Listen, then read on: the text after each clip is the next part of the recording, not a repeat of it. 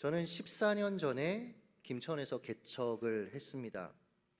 이곳에서 개척하기 전까지만 해도 경상도에 있거든요, 김천이. 어디 있는지 혹시 아시는 분, 가보신 분 있으십니까? 저는 몰랐어요. 경상도를 내려가 본 기억이 아예 없었던 사람이었고, 김천은 뭐 김밥 천국 갈 때 김천?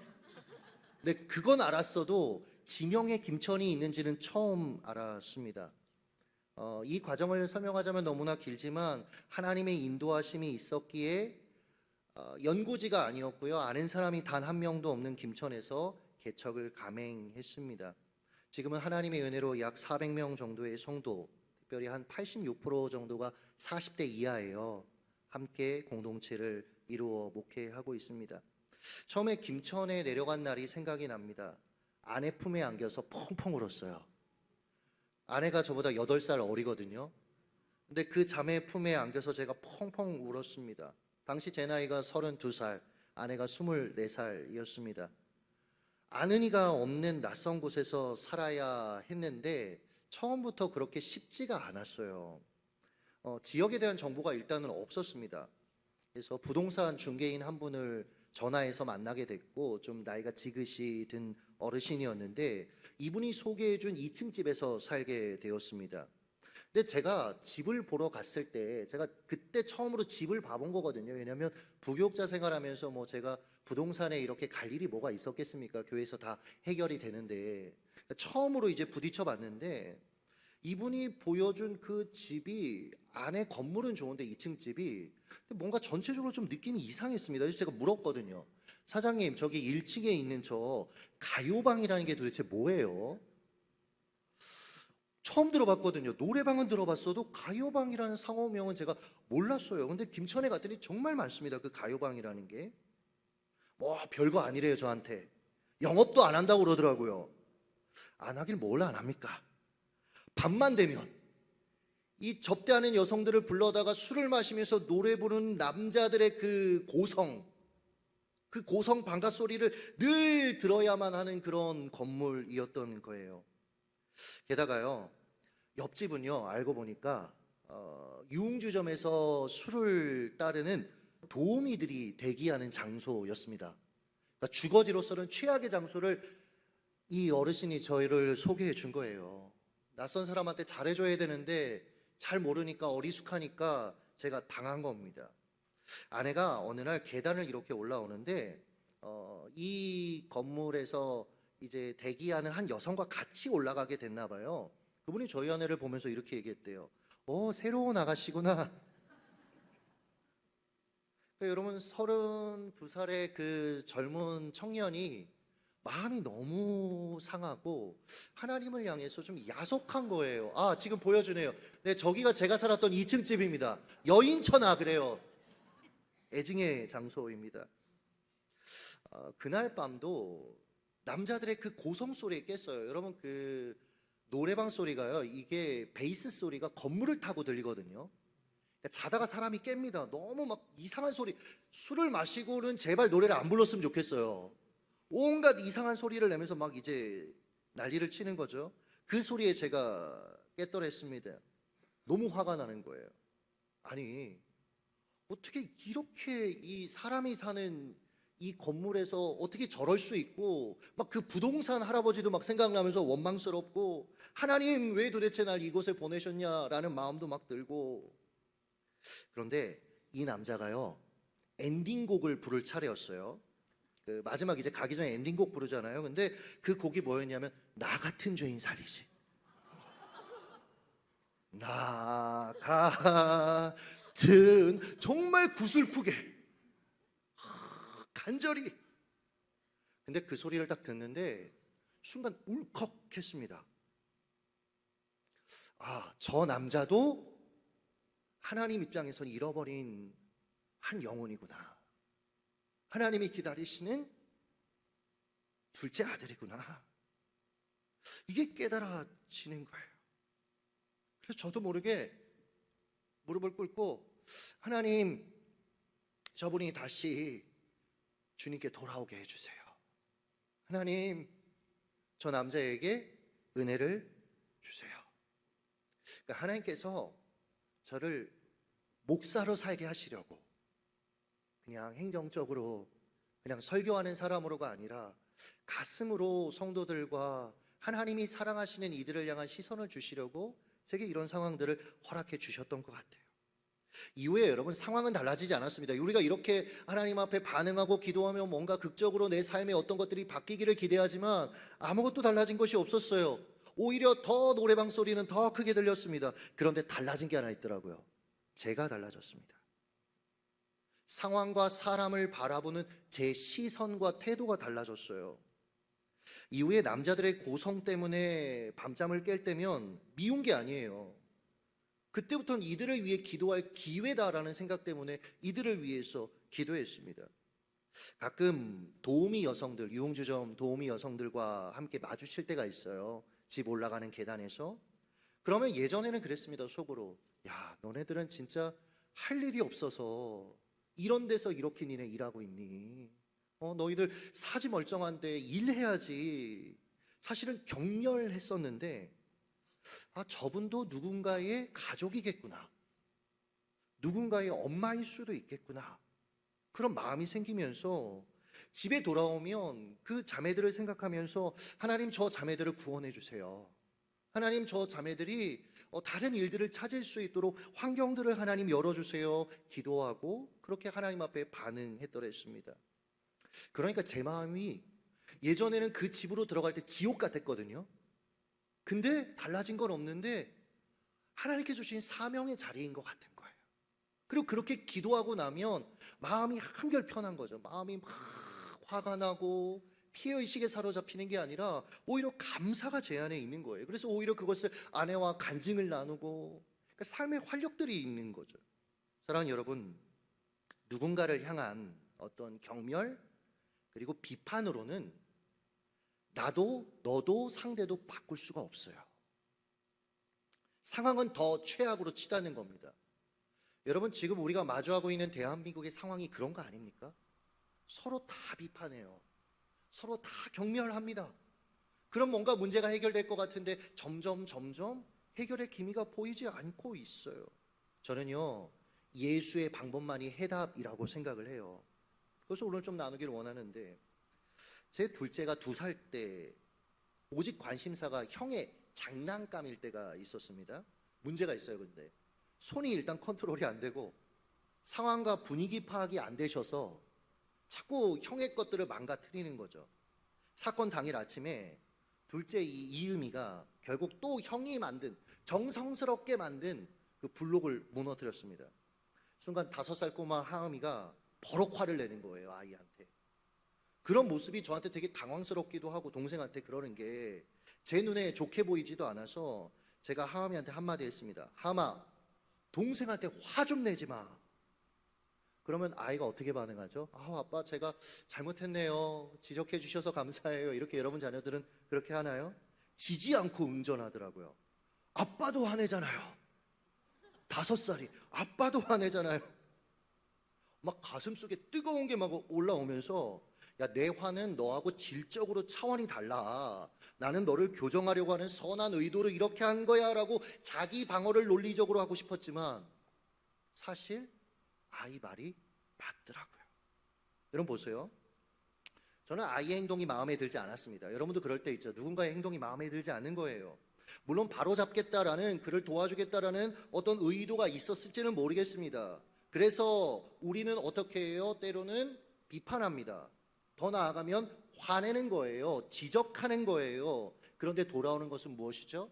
같은 문제를 지적당함이었다라는 거예요. 비판했더니 무엇이 돌아오냐면 회개가 돌아오는 게 아니라, 변화가 돌아오는 게 아니라 비판이 돌아왔다라는 거죠. 여러분, 우리가 잘 생각해 보시면 우리는요, 내게 주어진 공동체 안에서, 그게 가족 공동체든 교회 공동체든 아니면 캠퍼스, 회사, 누군가를 바로잡겠다라고 비판을 사용하는 경향이 굉장히 많이 있습니다. 그렇죠? 제가 한 5군데 정도 공공기관 신우회에 가서 이렇게 주기적으로 매주 말씀을 전하고 있는데요. 직장인들 안에도 이게 굉장히 화두예요. 서로 비판하고, 그게 들려질 때 또 힘들어하고 어려워하고.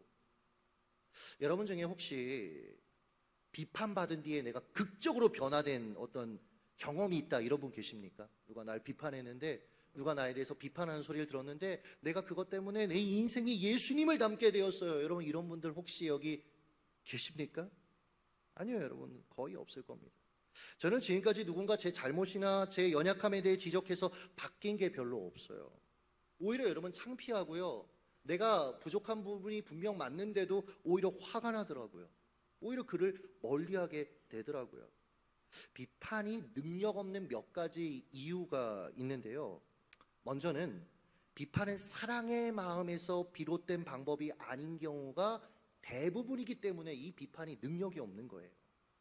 여러분 누군가를 비판하고 싶을 때 그 마음을 한번 점검해 보십시오. 도움이 필요한 이웃을 돌보려는 마음 상태였던가요? 아니요, 여러분. 내가 너보다 낫다라는 어떤 우월감이 자리하고 있는 경우가 대부분이다라는 거죠. 부부간에 여러분 생각해 보세요.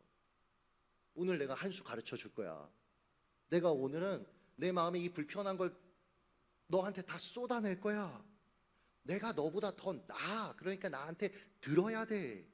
상대를 깔보고 업신여기는 경멸이 자리하고 있는 경우가 대부분이다라는 거죠. 여러분 경멸이 얼마나 파괴적이냐면요. 대부분의 어떤 부부의 일상적인 대화를 잠깐만 듣고 이 커플은 이혼할 거야 라고 예측한 것의 94%가 맞아떨어져서 전 세계를 놀라게 했던 사회심리학자가 있습니다. 존 가트먼이라는 사람인데 이분이 저 커플은 이혼 위기다, 감지할 수 있는 몇 가지의 징후가 있다라고 우리에게 얘기했어요. 그 첫 번째가 뭔지 아십니까? 경멸이에요. 그 첫 번째가 경멸, 빈정거림, 비웃음, 적대적인 유머. 그 얘기를 읽어드리겠습니다. 경멸이 위험한 이유는 상대를 무가치한 존재로 여긴다는 점이다. 왜 위험하대요? 상대를, 하나님의 형상인 상대를 무가치한 존재로 여기기 때문이다. 여러분 이 관점으로 지구상에 일어나는 수많은 학대, 수많은 학살, 이것을 여러분 다시 한번 재조명해 보십시오. 루안다 학살, 불과 100일 동안 약 50만에서 80만이 학살당했습니다. 사람이 사람에게 어떻게 이렇게 할 수 있죠? 여러분 이해가 안 되시잖아요. 근데 이게 여러분 현실이거든요. 왜요? 상대 부족의 가치를 낮게 본 겁니다. 인간 이하로 본 겁니다. 처음에는 무시했겠죠. 그리고 경멸하게 됐을 겁니다. 결국에는 죽일 권리마저 자신들에게 있다고 착각하게 됐고 결국 정당화하고 그렇게 행동했다라는 거예요. 유태인 600만 명 학살의 그 현장을 생각해 보십시오. 당시 여러분 독일 교회가 유대인들을 경멸했었습니다. 결국 그들을 무가치하게 인간 이하로 여겼습니다. 그래서 어떻게 됐죠? 하나님의 형상으로 창조된 600만이라는 그 어마어마한 사람들이 그들을 죽음으로 내몬 학살의 공범이 됐어요. 여러분 이 경멸이 교회 안으로 들어오면 어떻게 작동합니까? 회사 안으로 들어오고 캠퍼스 안으로 들어오고 가정으로 들어오면 어떻게 여러분 작동합니까? 그가 누구이건 그의 인격과 삶을 함부로 평가하기 시작하고요. 정확하지 않은 정보들을 부풀려서 음해하는 데까지 가는 거예요. 그래서 여러분 비판은 능력이 없는 겁니다. 오히려 사람을 죽이고 무너뜨리고 공동체를 파괴한다라는 거죠. 두 번째로 비판이 능력이 없는 이유는요. 우리가 비판하는 사람의 사연을 무시하기 때문에 그래요. 사람이라면요. 누구나 남모를 아픔과 사연을 간직하고 있어요. 여러분도 그렇지 않습니까? 다 사연이 있어요. 제가 가까이 지내는 한 목사님이 부교육자 때 담임 목사님이 이렇게 성도들을 주일날 맞이하다가 갑자기 어떤 성도가 저 멀리서 오면 그가 누구인지 그때마다 달라졌대요. 근데 가셔가지고 꼭 안아주시더래요. 그러면 그분이 장로님이건 권사님이건 집사님이건 펑펑 우시더래요. 그래서 이 목사님이 이제 젊은 부목사 때니까 여쭤본 거예요. 담임 목사님한테, 이제 노년의 담임 목사님한테, 목사님 어떻게 목사님이 그렇게 가서 안아주면 10중 8구 성도들이 다 오나요? 그랬더니 이 어르신이 그랬대요. 아빠가 돼보면 안다고. 아버지의 마음으로 성도들을 보니까 그 고단한 삶을 목회자가 아니까 찾아가서 안아주는 거예요. 그럼 그게 위로가 되는 것이죠. 여러분, 제가 앞서 말씀드렸지 않습니까? 다 교회에 지금 와서 여기 앉아 있습니다. 근데요, 여러분, 그 삶의 이면에는 남들이 알지 못하는 여러 가지 아픔과 사연이 있다라는 거예요. 즉, 그의 행동을 우리가 섣불리 판단하지 말고 그의 삶의 이야기에 귀를 기울일 필요가 있다라는 것이죠. 그 사람의 신발을 신고 십리를 걸어보기 전에는 그 사람을 비판하지 마라라는 격언이 있어요. 그러니까 우리는 여러분 상대에 대해서 다 알 수 없다라는 거예요. 이걸 여러분 인정하는 게 어떻게 보면 인간관계의 시작점이 되어야 된다라는 거죠. 한 남자가 지하철에서 책을 읽고 있었습니다. 30대로 보이는 아빠하고 남자아이 둘이 이렇게 지하철에 이제 타게 됐는데 애들이 너무 날린 거예요. 막 떠들고 소리 지르고 왔다 갔다 거리고, 그러니까 독서도 방해가 되고, 근데 아빠는 또 보니까 제지도 안 하고. 그래서 그가 아이 아빠한테 가서 이렇게 얘기했답니다. 선생님, 저 아이들 때문에 지금 여기 있는 모든 분들이 불편해하고 있어요. 좀 아이들을 조금만 더 통제해 주시면 안 될까요? 이후의 내용은 그의 글을 제가 읽어드리겠습니다. 남자는 그제야 정신이 돌아온 것처럼 고개를 들어 부드럽게 말했다. 아, 그러시군요. 그렇게 하겠습니다. 저희가 방금 병원에서 나왔어요. 애들 엄마가 1시간 전쯤 세상을 떠났습니다. 그래서 제가 정신이 좀 없었습니다. 아이들도 이 상황을 어떻게 다뤄야 할지 모르는 것 같아요. 그 순간 내 심정이 어떠했는지 상상이나 가는가. 갑자기 상황이 다르게 보였고 그 상황이 다르게 보이니까 생각이 달라지고 기분이 달라지고 행동이 달라졌다. 짜증이 순식간에 사라졌다. 내 마음속에 남자의 고통에 대한 아픔이 가득했기 때문이다. 동정과 연민의 감정이 걷잡을 수 없이 솟아났다. 아내분이 방금 세상을 떠나셨다고요? 저런, 얼마나 힘드셨어요? 어떻게 되신 건가요? 제가 뭘 도와드릴 일은 없을까요? 모든 것이 일순간 변했다.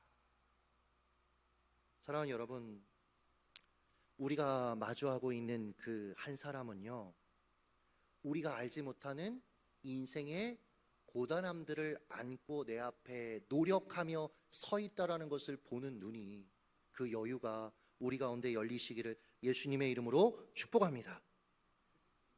그러니까 여러분, 이런 우리의 모습을 정확하게 아시는 예수 그리스도, 우리의 이런 인생의 한계를 아시는 예수 그리스도께서 그래서 우리에게 비판에 대한 몇 가지의 원리를 한 편의 설교, 오늘 본문을 통해 우리에게 제시하셨던 거죠.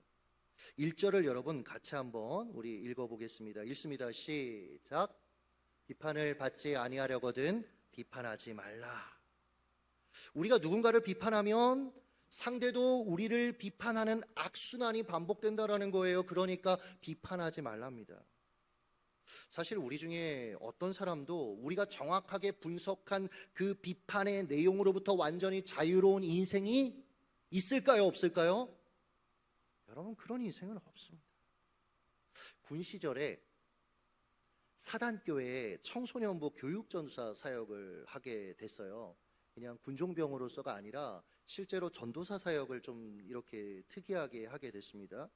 근데 부임한 첫날부터 굉장히 황당한 일을 제가 좀 겪었어요.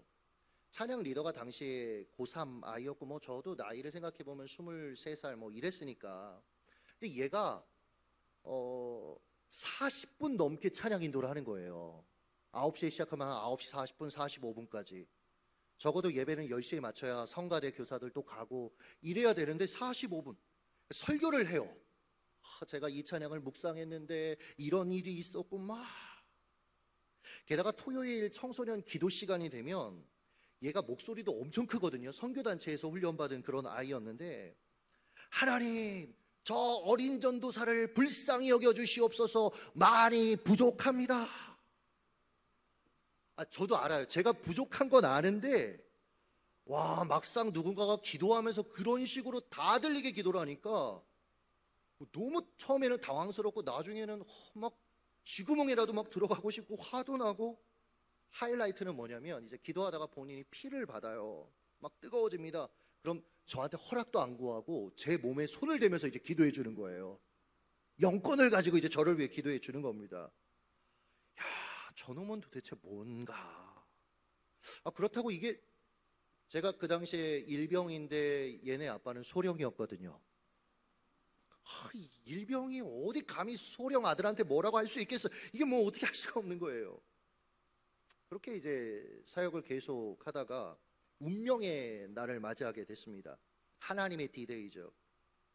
그날 토요 기도회를 제가 항상 만들어서 어느 공동체에서든 기도했었는데 짠 것처럼 아이들이 한 명도 안 온 거예요. 교사들도 한 명도 안 오고 하필이면 그 아이와 저만 있는 거예요. 불편하더라고요. 그래도 여러분, 우리가 이제 사역자의 양심이라는 게 있거든요. 그래도 허락된 시간은 감당해야 된다라는 그런 책임의식이 있어서 그래, 그래도 하자 이제 아이에게 얘기를 했습니다. 둘이 기도하는데 그날따라 너무 억울한 거예요. 하나님한테. 하나님, 제가 뭘 잘못했길래 도대체 쟤를 만나게 하신 겁니까? 하나님, 저는 도대체 저 녀석이 정말 저는 이해가 안 돼요. 너무 건방집니다. 막 이제 마음에 있는 걸 막 속으로 대신에 쏟아냈어요. 순간 과거의 한 장면이 회상됐습니다. 제가 중1 때 담당 사역자에게 굉장히 교만하게 굴었던, 그리고 막 가르치려고 했던 목사 아들이라고, 담임 목사 아들이라고 막 교만하게 행동했던 게 막 생각나는 거예요. 그날 회상했던 하나의 모습은 뭐였냐면, 수련회 출발하는 기차역 앞에서 저 때문에 말을 너무 안 들어먹으니까 이 여전도사님이 너무 벅찼던 거예요. 그래서 거기서 앙 하고 울음을 터뜨리신 뒤에 저한테 이렇게 얘기하셨거든요. 정통령, 너 나중에 목사 되고 싶다고 했지? 너하고 나중에 똑같은 성도 만나면 너 지금 내 심정이 어떤지 알게 될 거야. 그러면서 막 우시는 그 모습이 생각이 나는 거예요. 그러면서 한 가지가 제 안에서 인정이 되더라고요. 저 아이는 바로 나구나. 저 아이의 교만은 실은 내 교만이구나. 이게 깨달아지니까 이제 더 이상 저 아이의 문제다라는 얘기, 그런 생각들은 들지도 않고요. 오히려 하나님 앞에 제 교만을 회개하기 시작했습니다. 제가 교만했습니다. 제가 교만했습니다. 잠시 좀 시간이 흐른 뒤에 아이가 또 저한테 오더라고요. 근데 조금 달라진 건 있었어요. 기도해줘도 되겠냐고 물어보더라고요.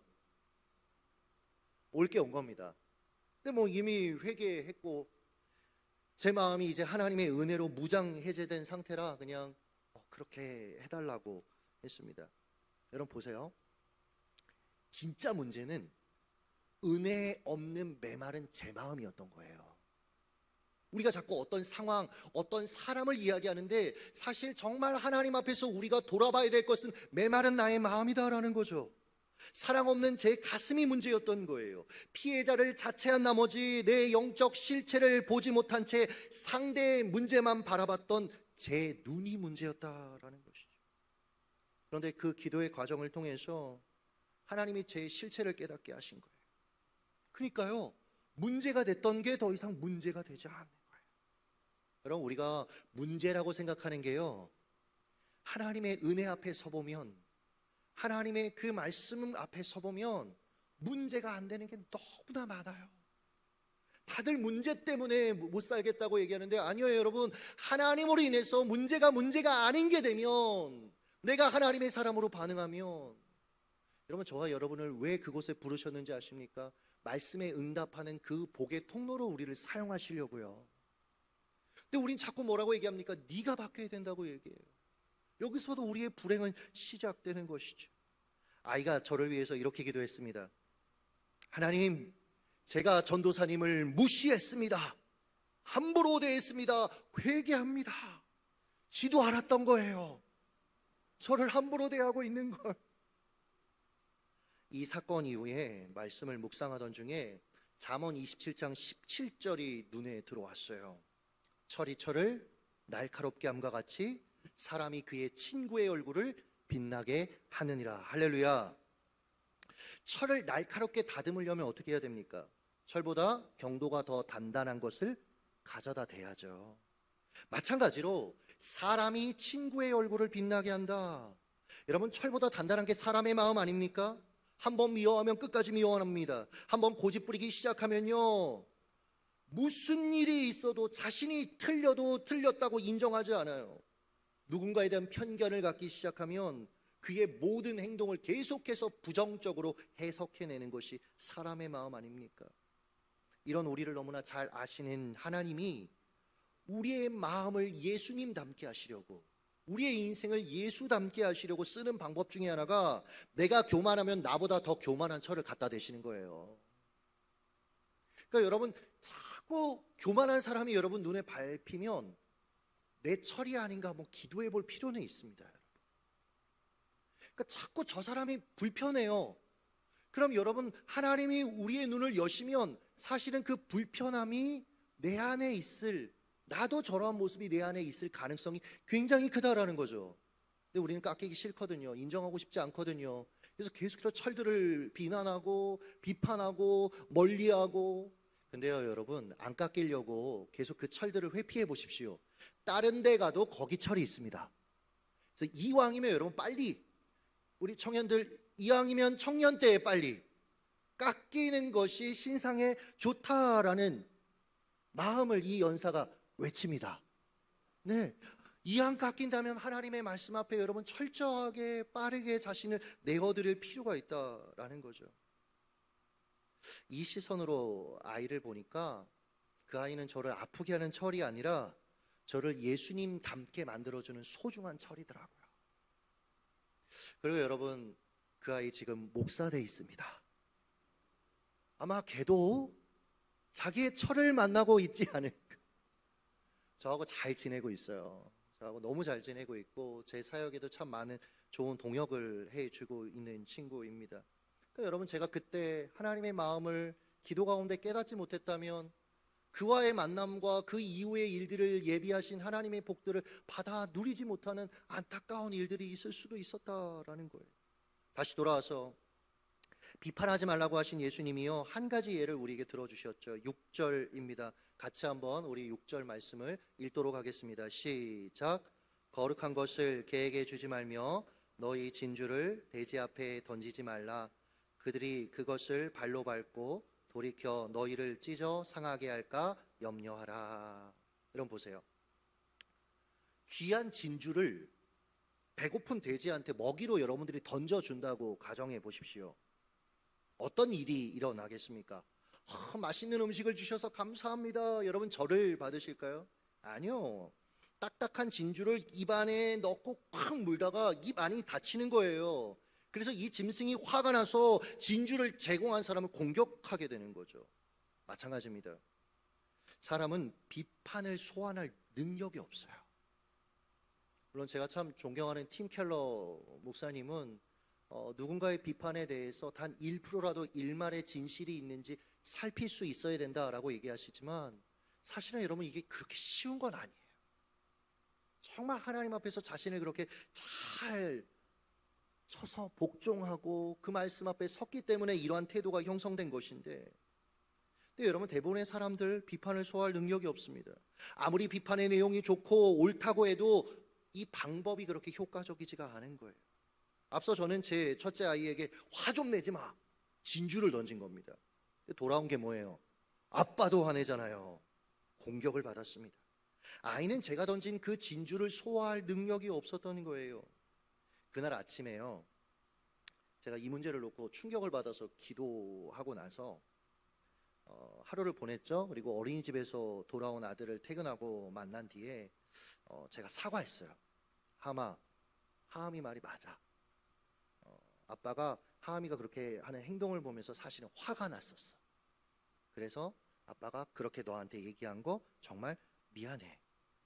그랬더니 이 녀석이요, 아빠 괜찮아요, 나도 미안해요 하더라고요. 사실 이음이가 제 블럭을 여러 번 망가뜨려서 화가 나 있는 상태였어요. 그러니까 아이는 아이 나름대로의 사연이 있었다고요. 한 번 이번에 망쳐서 화가 난 게 아니고요, 계속해서 하지 말라고 했는데 동생이 그렇게 했던 것이죠. 사랑하는 여러분, 우리가 부모로서 혹은 리더와 권위자로서 함께하는 이들에게 해줄 수 있는 최고의 선물이 무엇인지 아십니까? 내가 잘못했을 때 인정하고 사과하는 거예요. 이게 여러분 생각보다 쉽지 않습니다. 이걸 부단히 내 삶 가운데 내 삶의 스타일로, 라이프 스타일로 여러분 잘 만들어가지 않으시면 여러분 이게 머릿속에 있는데 이거 입이 떨어지지 않아요. 만약 우리가 내 잘못을 인정하고 사과하지 않으면 함께하는 이들의 마음이 멍듭니다. 억울함이 거기에 여러분 스며들게 돼요. 혹은 반항과 같은 쓴뿌리가 자랄 수도 있다라는 거죠. 한 공동체의 전도사로 부임했습니다. 예배를 마치고 첫 교사 회의에 들어갔는데 부장 집사님이 저한테 그런 얘기를 하시는 거예요. 전사님은 들어오지 마세요. 전사님은 설교만 열심히 하시면 됩니다. 나머지는 우리가 다 교사들이 알아서 하겠습니다 하는 거예요. 그래서 상당 기간 교사회의 끝나기를 밖에서 기다리는 그런 일들을 겪어야 했습니다. 하루는 이제 좀 시간이 흘렀어요. 교사회의 시간에 저는 밖에서 대기하고 있는데 이 부장집사님이 들어오라고 하시더라고요. 그게 뭐라고 그게 감격스럽더라고요. 들어갔습니다. 하나님이 내 기도에 드디어 응답하셨구나. 그런데 이 부장집사님이 교사들에게 자 박수 하면서 박수를 치시는 거예요. 그 다음에 말하신 그 멘트가 제게 비수같이 박혔습니다. 우리 전사님이 신대원에서 열심히 공부한 티가 설교에 묻어납니다. 박수. 이분이 모 법대 교수였거든요. 마치 학생을 평가하는 그 교수님 앞에 선 것 같은 그런 느낌 때문에 너무 마음이 어렵더라고요. 야, 저 사람은 대체 뭔가? 여러분도 살면서 그런 생각 많이 안 들어요? 만나는 사람들마다 저 사람은 대체 뭔가? 첫 수련회를 가게 됐습니다. 당시에는 이제 뭐 세족식이라는 걸 한국교회가 한동안 했었잖아요. 지금은 뭐 우리가 안 하지만 서로 섬기고 싶은 이들 찾아가서 발 씻겨줘라 이렇게 앞에서 멘트하고 있는데 마음속에서 하나님이 어떤 마음을 주시냐면 통영이 너가 가서 저 집사님 발을 좀 씻겨드려. 그런 생각이 자꾸 올라오는 거예요. 너무 싫더라고요. 여러분 이 대면대면한 사람하고 스킨십을 한다는 자체가 여러분 이게 쉬운 게 아니잖아요. 근데 제 장점이 하나 있습니다. 뭐냐면 싫어도 하나님이 시키면 하기는 해요. 아주 기쁘게 했으면 좋겠는데 그때 당시에는 하여튼 싫어도 끌려가면서라도 하여튼 하는 사람이었습니다. 그분께 다가가서 제가 이런 마음이 하나님 주신 마음이 있어서 제가 어렸으니까 또 이렇게 표현했을 것 같긴 한데 좀 발을 씻겨드리고 싶습니다 라고 했더니 정색을 하시면서 아니라고 괜찮다고 전사님은 빨리 애들 신경 쓰시라고 막 가라고 하는 거예요. 그분도 쉽지가 않죠. 저하고 이 신체 접촉을 한다라는 게. 근데 또 저는 또 그때 당시에 막 무대뽀였어요. 아니라고 하나님 주신 마음이 있다고 해야 된다고 막 해서 양말을 벗기고 그분 발을 대야에 담그고 물을 한 움큼 이렇게 떠서 그분 피부에 탁 대는 순간 제가 이게 단 한 번도 생각해 본 생각이 아닌데 저도 모르게 눈물이 앙 하고 터지면서 제가 이렇게 얘기하고 있더라고요. 집사님 죄송합니다. 제가 집사님을 사랑하지 못했습니다. 집사님 죄송합니다. 제가 집사님을 더 사랑하지 못했습니다. 전 잘못했다고 단 한 번도 생각해 본 적이 없거든요. 근데 하나님께서 제 마음과 제 삶의 태도를 하나님께서 움직이시는 거예요. 제가 미안하다고 말하고 있더라고요. 그래서 한창 그러면서 동의가 되는 거예요. 제가 저분 정죄했고 저분 비판했고 그래서 한창 흐느껴서 울었습니다. 잠시 뒤에 따뜻한 손이 제 어깨로 이렇게 짚는 게 느껴지는 거예요. 그래서 저도 울다가 이렇게 눈을 들었더니 그 집사님이 눈시울이 저는 그분이 절대 눈물이 없는 남자라고 생각했거든요. 근데 눈시울이 꼭 굵어져서는 저한테 이렇게 얘기하셨어요. 아직도 잊어지지가 않아요. 전사님, 저 때문에 많이 힘드셨죠?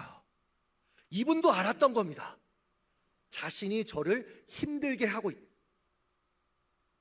여러분 힘들게 하는 분들이요 사실을 알고 있어요. 인정을 안 하고 너무 깊이 그 생각들을 묻어둬서 그렇지. 그리고 자기를 향한 연민과 자기를 향한 어떤 정당성이 너무 커져서 그것들을 보지 못하고 있어서 그렇지. 사실은 그들도 알고 있어요. 주님이 이것들을 드러내시기를 그럴 때가 참 있었으면 좋겠다라는 마음들이 우리에게 있지만 그러나 여러분 먼저 변화의 시작은 나더라고요. 나중에요 알고 보니까 이분이 저한테 좋은 동역자가 이후에 되어주셨거든요. 근데 알게 된 게 있어요. 이분 따님이 저한테 얘기를 해주시더라고요. 한날에 이렇게 집에 초대받아서 밥을 먹는데 딸이 그래요. 우와, 고기가 나왔어, 고기가. 그래서 이게 무슨 얘기인가 했더니 우리 아빠가 교육자를 대접하는 것도 처음이지만 반찬에 고기가 나온 거는 이례적인 일이라고 그러더라고요. 이분이 딸이 얘기더라고요. 아빠가 이제 교육자들에 대한 상처가 계속 있었던 거예요. 누적돼서. 그리고 제가 갔던 공동체가 좀 교육자들이 문제가 좀 있었던 공동체였어요. 그러니까 이분이 교육자들에 대한 어떤 실망이 있었던 거죠. 그러니까 저에 대해서도 그냥 대면했던 거예요. 근데 오히려 여러분, 제 안에 그를 향한 사랑이 없었던 것들을 실토하고 사과했을 때 그가 제게 정말 좋은 동역자가 돼 주셨어요. 여러분 보십시오. 비판으로 사람이 바뀌는 게 아닙니다. 오히려 사과하고 사랑할 때 사람은 변화된다라는 거죠. 그래서 여러분, 주님이 우리에게 비판하고 싶으면 먼저 해야 될 것을 우리에게 알려주셨어요. 그게 7절입니다.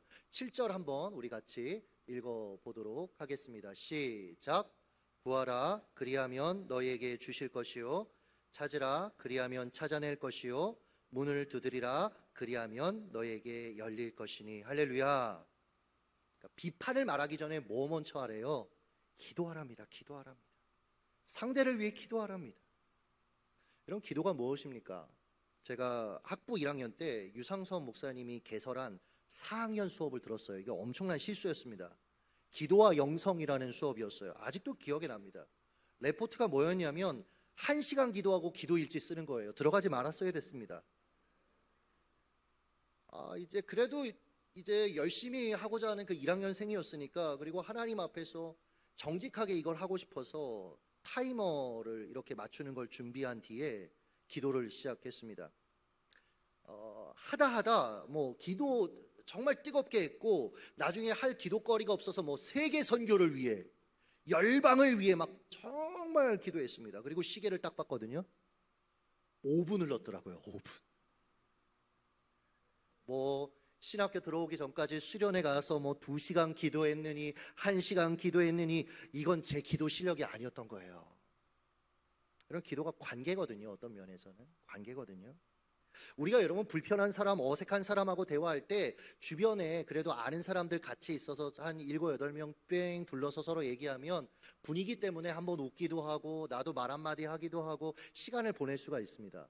근데요, 불편한 사람, 어색한 사람, 관계성 없는 사람하고 1대1로 둘이 마주보고 얘기하라고 해보세요. 할 말도 없을 뿐더러 너무 어색하고 시간이 정말 안 가는 거예요. 근데 여러분, 기도도 이런 거예요. 우리가요, 평상시에 이렇게 나와서는 기도 잘 하는데 혼자 골방에서 하나님 앞에 기도할 때 내가 하나님하고 관계가 깊으면, 그 관계가 좋으면 여러분, 기도의 시간이 행복한 겁니다. 기도의 시간이 그렇게 지루하지 않고 노동처럼 여겨지지 않아요. 은혜들이 있는 거죠. 관계라는 것이 기도에 굉장히 중요한 것이다라는 거죠. 그때 제가 알았습니다. 나는 주님하고 5분도 단둘이 기도할 실력이 없는 사람이었구나. 그래도 레포트 만점은 받아야 되니까 기도했어요. 시계 계속 맞춰놓고 기도하다가 눈 떠보면 15분 지났고, 또 기도하다가 눈 떠보면 30분 지났고, 나중에 안 돼서 찬양 틀어놓고 찬양 부르고, 어떻게든 해서 1시간을 날마다 채웠습니다. 한 달 정도 흘렀을까요? 한 59분까지 그날도 헤매고 있었어요. 근데 딱 60분 되는 그 시점에 갑자기 기도가 열리는 거예요. 주님이 제 안에 말씀하시는 그 은혜들, 저를 만지시는 은혜들이 제 안에 경험되어지는 거예요. 그러면서도 1시간, 2시간, 3시간, 그 시간이 기다려지고 황홀하고, 이때부터 제 기도 생활이 달라지기 시작했습니다. 제일 달라진 게 뭐냐면, 예전에는 기도할 때 제가 원하는 걸 말하기에 급급했는데 이제 주님이 원하시는 게 뭔지를 듣고 싶은 거예요. 알고 싶은 거예요. 그래서 성경을 같이 읽게 되더라고요. 여러분, 우리가요, 한동안 한국교회 안에서 뭐 보좌를 움직이는 기도, 뭐 이런 얘기 많이 했습니다. 이게 여러분 얼마나 자기중심적이고 인간중심적인 표현인지 아십니까? 우리가 기도할 때마다 주님의 보좌가 움직여요. 그럼 주님이 멀미나서 어떻게 합니까? 기도는요, 내 마음의 보좌가 움직여지는 겁니다. 여러분 그런 일들 겪지 않으세요? 누군가 너무 미워서 교회 와서 기도하는데 기도하던 중에 그를 향해서 축복하는 기도가 나올 때도 있고, 그를 사랑하지 못한 내 마음을 하나님 앞에 회개하는 기도가 나올 때가 있어요. 유상선 목사님의 기도의 정의대로 표현을 해보면 기도란 무엇이냐면 기도의 과정을 통해 하나님의 마음을 깨달아라 입술로 고백하는 겁니다. 그래서 여러분 긴 기도의 시간들이 우리에게 필요한 거예요. 빌립보서 2장 13절 너희 안에 행하시는 이는 하나님이시니 자기의 기쁘신 뜻을 위하여 너희에게 소원을 두고 행하게 하시나니. 할렐루야. 하나님은 어떤 일을 행하실 때요, 사람에게 자기의 기쁘신 뜻을 두고 행하신대요. 알려주신대요. 그걸 깨달은 사람은요, 하나님의 뜻이 자기의 소원이 되는 겁니다. 그렇게 이루어지기를 기도하고 기도한 대로 자기의 삶을 하나님 앞에 내어드리기 시작하는 겁니다. 다시 돌아와서 여러분 비판하고 싶으시면 기도부터 한번 시작해 보십시오. 그럼 그 과정을 통해서 하나님께서 저 사람이 아니라 나를 바꾸시는 은혜를 경험하게 되실 것입니다. 코로나 기간에 저희 교회가 비합적으로 성장하는 일이 있었습니다. 코로나 전후에 성도 수를 이렇게 비교해 보니까 2배 이상 증가했어요. 한국교회가 대부분 코로나 때 성도가 줄었다는 얘기를 했잖아요. 오히려 성장했습니다. 비결이 있습니다. 코로나 초기 때 한 사역자가 참 입에 담기도 너무 민망해요. 자살을 시도한 거예요, 이 친구가. 그것도 주일 새벽에 그랬습니다. 겨울 성경학교 당일이었는데 그렇게 했습니다. 화가 났어요. 걱정도 됐습니다. 교회가 한창 성장하고 있는데 이 친구의 이 일로 인해서 찬물을 끼얹게 되는 거 아닌가? 누군 그렇게 얘기하시더라고요. 어떤 성도님은 그런 말 안 해도 되는데 교회가 깨지는 게 아니냐 뭐 이런 얘기를 하시더라고요. 대체 이 일을 어떻게 수습해야 될까? 이 전사님의 아내를 태우고 병원으로 가는 차 안에서 너무 마음이 안 좋아서 하나님 앞에 기도했습니다. 하나님, 저는 솔직히 저 녀석이 너무 괘씸합니다. 근데 그 과정 속에 하나님께서 제게 물으셨어요. 통영아, 네가 저 사역자라면, 네가 저 사역자의 아내라면 교회가 네가 어떻게 해주기를 원할까? 그런 생각이 올라오더라고요. 그때 생각난 성경 구절이 오늘 본문 12절입니다. 그러므로 무엇이든지 남에게 대접을 받고자 하는 대로 너희도 남을 대접하라. 이것이 율법이요 선지자니라. 우리가 여러분 남에게 비판받는 거 싫어하지 않습니까? 그렇다면 기도하는 그 인생은 다른 사람 비판하는 걸 멈추라는 겁니다. 내가 누군가를 바로 잡아줘야 되겠다라는 생각이 들면 내 스스로에게 이렇게 물어야 되는 거예요. 나라면 상대방이 내게 어떻게 해주기를 원할까? 저라면요, 교회가 제 회복을 도와주고 기다려주기를 바라겠다라는 생각이 들더라고요. 제가 저 사모라면 평생 고아로 자랐고 이제 결혼한 지 1년도 안 됐었거든요. 남편 생겼다고 좋아했던 저 사모라면 이 상황에서 교회가 옆에서 모든 것들을 처리해주고 정죄보다는 위로해주고 가족으로 함께 남아주기를 원하지 않을까라는 생각이 들더라고요. 그래서 실제로 결단하고 그렇게 했습니다. 이 전사님 부모님한테 전화해서 이런 일이 있었으니까 빨리 오시라고 하고 부모님들 맞이했고요. 사모님 잠깐 쉴 때는 제가 중환자실에 들어가서 지켰고요. 거기서 계속 기도했고요. 감사하게도요, 의사가 늦었다고 얘기했거든요. 너무 이 골든타임을 놓쳐서 깨어나지 못할 거라고 했는데 하나님의 은혜로 그가 깨어났습니다. 물론 언어 능력이나 사고 능력은 거의 아이 수준이었어요. 말도 제대로 못했고 그러나 깨어났습니다. 그래서 그날부터 성도들에게 일일이 다 전화를 다 걸었어요. 일주일 내내 상황을 설명하고 우리가 이 전사 부부를 정죄하기보다는 우리가 회복을 좀 돕자. 그래서 우리가 유급 휴가를 주자. 그래야지 치료도 받고 할 수 있으니까. 실제로 그 과정들을 거쳤습니다. 퇴원 후에는 혹시 또 같은 시도를 할까봐 이 사모님이 저녁에 일하는 일을 하고 있었는데, 그래서 저희 교육자가 제가 먼저 가서 그 집에서 같이 자면서 시간을 보내기도 했습니다. 어느 정도 회복된 뒤에는 출근도 하게 됐어요. 근데 아침 내내 안 오는 거예요. 뭐 하고 있나 찾아가 보면 자고 있어요. 일가 중에 어느 날 막 사라집니다.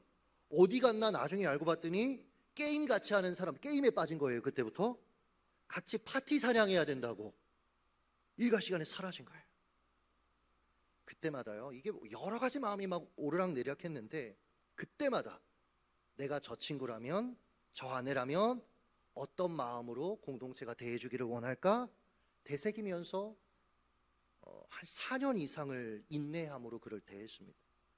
이 과정에서요, 이 친구가 정말 많이 좋아졌어요. 물론 설교를 할 정도의 사고 능력이나 아직 그렇게 되지 못합니다. 대신 영상, 사진 촬영 이런 것들 잘 감당하고 있습니다. 이 과정을 성도들이 같이 지켜봤어요. 그게 교회 안에 감동이 되었습니다. 이런 얘기 많이 하시더라고요. 비슷한 어떤 형편에 있는 성도들이 자신이 직장 안에서 그런 생각을 많이 했대요. 언젠간 버려지겠지? 언젠가 내가 이런 문제가 있으면 내쳐지겠지? 그래서 본인이 오히려 이렇게 안김받은, 어떻게 수용된 어떤 그런 기분을 느꼈다는 얘기들도 정말 많이 들었습니다. 그리고 하나님의 은혜로 교회가 은혜 가운데 나아가고 있습니다. 제가 성도들에게 자주 하는 말이 있어요. 누군가 기도해달라고 하면 기도하겠습니다 이렇게 입버릇처럼 말하지 말라는 얘기를 해요. 잖아요. 여러분, 누가 막 기도해달라고 얘기하면 기도할게요 하고 기도하십니까? 대답은 하지 마시고요. 네, 우리가 여러분이 관성적으로 그렇게 할 때가 있어요. 차라리 얘기합니다. 누군가 기도해달라고 얘기하면 즉시라도 잠깐이라도 속으로 기도하고 기도했습니다라고 얘기하십시오. 그리고 또 기도하십시오. 그를 위해서. 그리고 항상 하는 얘기가 이겁니다. 그의 기도 제목을 듣고 기도하시되 그의 기도 제목에 하나님이 감동하신다면 내가 응답이 되는 인생을 살아가십시오. 한 목사님이 한 집회 강사로 갔습니다. 설교를 마치고 헌금 시간이었어요. 사회자가 한 선교지에서 어려움을 당하고 있는 목회자 가정 이야기를 하면서 지금 긴급하게 이 정도의 금액이 필요하다라는 이야기를 합니다. 그리고 이제 강사 목사님에게 다시 한번 기도해 달라라고 요청을 했죠. 이 목사님이 이렇게 얘기했습니다. 저는 기도하지 않겠습니다. 다 놀랬죠. 이게 무슨 얘기인가? 이렇게 얘기하셨어요. 제가 가진 돈을 그 선교사님을 위해 내놓겠습니다. 이 목사님의 행동에 감동받은 그곳에 현장에 있었던 이들이 다시 한번 헌금을 했습니다. 그리고 그 금액이 채워졌다라고 해요. 여러분 보세요. 하나님이 우리를 왜 교회 안으로 부르셨습니까? 왜 우리를 관계 안으로 부르셨습니까? 서로의 기도에 응답이 되어주라고 부르신 부분이 있다라는 거예요. 그런데 서로의 삶에 관심이 없고 서로를 위해 기도하지 않고 기도해도 그를 위한 축복의 통로로 나를 부르셨을 가능성에 대해서 관심을 갖지 않고 하나님 앞에 세밀하게 그렇게 나아가지 않으니 늘 얘기해요. 나는 응답이 별로 없다고. 기도하는데 응답이 별로 없다고. 여러분, 기도의 응답은 하나님께서 특별하게도 역사하시지만 내 옆 사람을 통해 일하실 때가 정말 많아요. 우리는 여러분 서로 기도의 응답이 되어주라고 부르신 줄 믿습니다. 몇 년 전에 체코에서 유럽 선교사 목회자 자녀 문화 수련회가 있었습니다. 여기는 되게 독특해요. 그 옛날 그 기타리스트 중에 함춘호 씨라고 아시나요? 이런 분이 와서 선교사 자녀들한테 C 코드 가르쳐주고 뭐 이런 데입니다. 그리고 K-팝 댄서가 와서 아이들에게 댄스 가르치고 저 같은 목회자들은 가서 말씀 전하고 이런 형태의 어떤 수련회인데, 당시에 저희 교회에서 한 1,000만 원 정도 선교비를 보내고 저와 성도들은 스텝으로 갔습니다. 섬기려고 갔어요. 아이들을 섬기려고. 근데 당시 총괄하시는 선교사님하고 저하고 일 스타일이 너무 안 맞는 거예요. 저는 그때 결심했습니다. 나는 선교사님들하고 일을 하진 않겠다. 그냥 잘 후원하고 잘 도와드리겠다. 왜냐하면 저는 이제 목회를 하니까 모든 것이 나름대로 행정적으로 그리고 어느 정도 가능성이 보이고 좀 체계 안에서 일을 하는 사람인데 선교사님은 오직 믿음이에요. 아니 당시 3천만 원 정도 이 집회 비용이 부족했는데 제가 그래서 성교사님 이건 어떻게 하실 거예요? 물어보면 걱정하지 말래요. 하나님이 항상 수련의 마지막 날 채워주셨대요. 그러니까 기도하면서 하면 된대요. 근데 저 이게 맞지 않는 거예요. 근데 일이 터졌습니다. 수련의 전날 호텔 측에서 여러분 우리가 되게 좋은 나라에 사는 거예요. 이 동유럽 애들은 계약하고도 말을 막 자기들이 바꿉니다. 이렇게 연락이 온 거예요. 너네가 분명히 마지막 날까지만 부족한 걸 내면 된다고 했는데 너네 내일 시작하는 그 시작 시간에 돈을 다 내지 않으면 장소 대여 안 할 거야. 이렇게 통보를 한 겁니다. 그래서 선교사님이 이거 어떻게 하냐고 저한테 전화가 온 거예요. 와, 마음이 막 안 좋으면서 선교사님 그러니까 제가 이렇게 말하고 싶은 마음이 막 굴뚝 같았는데 내가 저 선교사님이라면 나는 상대가 어떻게 대해주기를 원할까? 이게 생각이 나는 거예요. 그래서 선교사님을 위로하고 같이 기도하자고 하고 그리고 선교팀과 함께 그 현장에서 우리 손잡고 같이 기도하자 같이 기도했습니다. 네, 여러분 놀라운 일이 일어났어요. 전 너무 꿈 같아요. 아직도. 잠시 뒤에 저희 교회 한 집사님이 저한테 전화를 하셨어요. 근데 제가 알고는 있었어요. 이분 회사가 주식 상장을 한다라는 걸 알고 있었는데 그게 대박이란 거예요. 2차 전지. 그러면서 이분이 하나님이 물질을 많이 주셨는데 근데 그 중에 3천만 원을 이 선교사 자녀들 수련회 하는데 흘려보내고 싶다고 저한테 전화가 온 거예요. 이 남일이니까 아멘이 안 나오죠, 그렇죠? 여러분들이 여러분 여러분 막 간증하고 제가요, 와, 그때 오스트리아의 할슈타트 그 근방에 있었는데 그 관광지 사람들 돌아다니는데 제가 펑펑 울면서 전화 받으면서 안 올 수가 없는 거예요. 하나님은 계획이 있으셨구나. 하나님은 계획이 있으셨구나. 그래서 여러분 그 수련을 잘 마칠 수 있었어요. 그리고 지금도 이 선교사님과 계속 이 사역을 감당해 가고 있고요. 만약 제가 그 상황에서 여러분 비판하고 원망했다면 이후에 그 선교사님과 저의 관계는 어떻게 됐겠습니까? 하나님의 일들은 어떻게 됐겠습니까? 그 집사님이 그렇게 했는데도 제가 그분하고 막 다투고 나서였다면 집사님 그거 필요 없어요. 설마 그렇게 하진 않았겠지만 그러나 여러분 우리가 그럴 수 있는 가능성이 있는 사람이라는 거예요. 우리가 생각보다 그렇게 괜찮은 존재들이 아닙니다. 예수 그리스도에게 붙잡힌 바 되어 살아야 괜찮은 존재들이죠.